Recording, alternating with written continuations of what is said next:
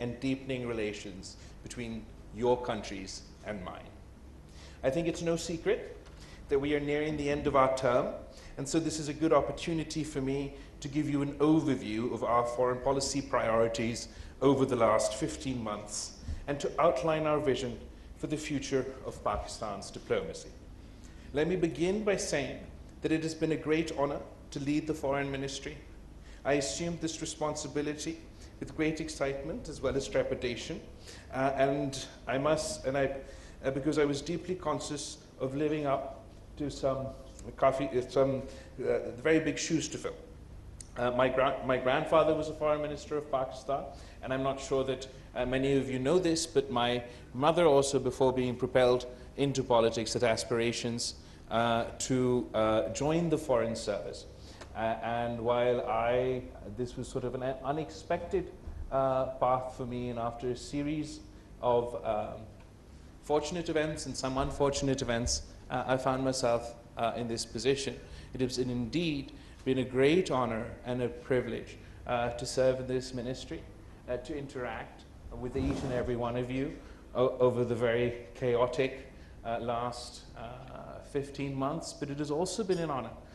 to serve with some of the finest men and women working for the government of Pakistan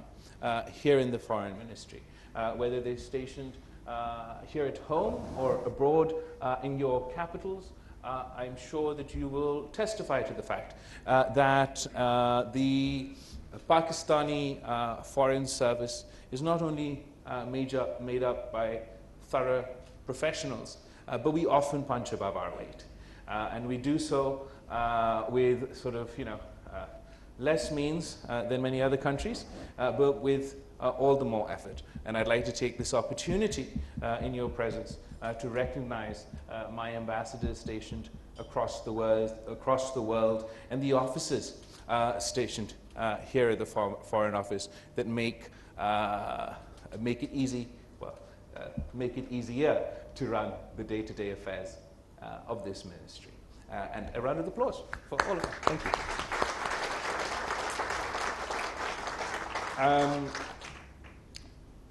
We started this journey 15 months ago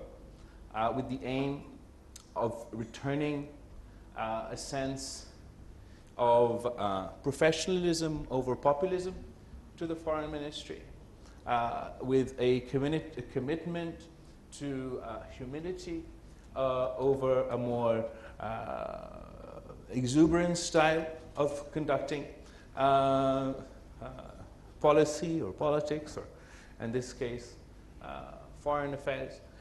and isolating the Foreign Office as much as possible from domestic politics and the polarization of domestic politics. I can't say that we've been entirely successful at everything we do, but I'd like to say that we have brought a marked difference to the conducting of affairs in this ministry. And I can personally attest to the fact that despite being in a highly political position, and probably the first amongst foreign ministers in being a more political foreign minister, I've tried my best to keep politics away from the conduct of our foreign policy, and to that end, I believe, we have been successful. Secondly, we've tried to restore engagement across the board, and I've tried to break all records from previous foreign ministers as to the number of capitals I have visited as a foreign minister, and I must say I've been shocked to see the immense potential that exists and that is yet to be untapped for Pakistan and a whole host of countries that I have engaged with over the last 15 months. And I hope that this experience serves me well going forward to really lean in and take advantage of the potential that exists within our bilateral relations. I know that all of you here work day and night in improving those bilateral relationships, but I think you will all agree that for one reason or the other, we are unable to unlock the true potential of our respective bilateral relationships. And that's another area I believe that a new generation really must lean into working with the international community. We've seen time and time again that the challenges that Pakistan faces, or any country faces, are not restrained by borders. For example, when we experienced the catastrophic climate catastrophe last year, each and every one of you has stepped up to help Pakistan, and it would have been impossible for us to meet that challenge had it not been for your support, for your country's support, and for your people's support. And the climate challenge is one such challenge that can't be addressed in isolation, whether it's here at home when we seek to combat the consequences of a natural disaster, or whether it is in the international stage, where we've worked together with you and played a small role in COP27 for advancing the aspirations of developing countries such as Pakistan vis-a-vis the climate agenda. That too would have been impossible without your support, your country's support, your representative support throughout the process. You've also witnessed how Pakistan has experienced extremely difficult economic turbulence over the course of the last few years. And once again, I'd like to take this opportunity to thank the diplomats represented here today, how everybody came together to help Pakistan, to support Pakistan in successfully reaching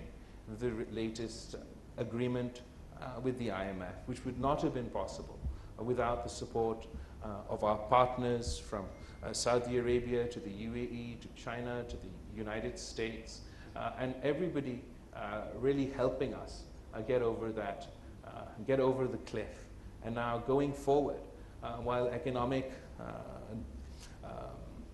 the times will be tough economically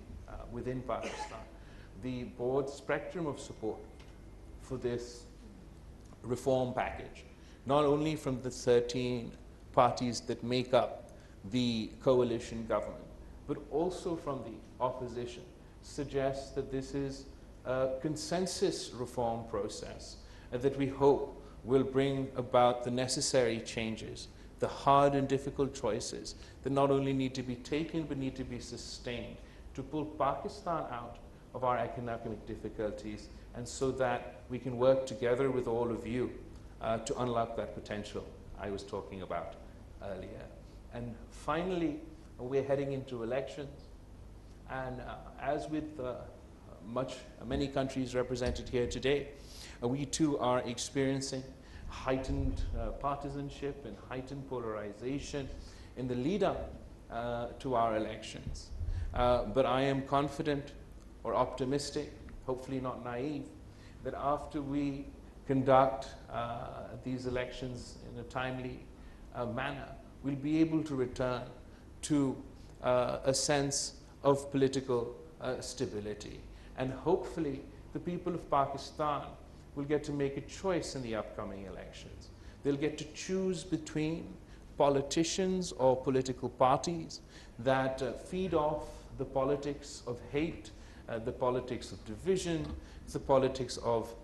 vendetta, or those politicians that offer a message of hope, that offer a message of unity, and have a sense of purpose and a desire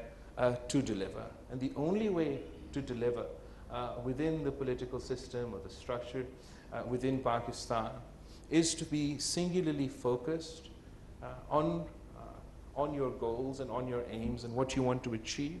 but also to strengthening those institutions that we all need to, that any government need to deploy in order to deliver, whether all civilian institutions, whether it is the federal parliament or the provincial parliaments. And I hope that the people of Pakistan will choose politicians and political parties in the upcoming elections that believe in expanding democratic space, expanding the hard-won civil liberties and freedoms that we've earned over the course of many, many years of sacrifices and struggle, rather than those politicians and political parties that seek to contract that space. Once again, I thank you all for joining us here today. I've thoroughly enjoyed engaging with all of you over the last 15 months, and hopefully I'll get to engage with you a lot more in the months and years to come. Thank you. Thank you, everybody.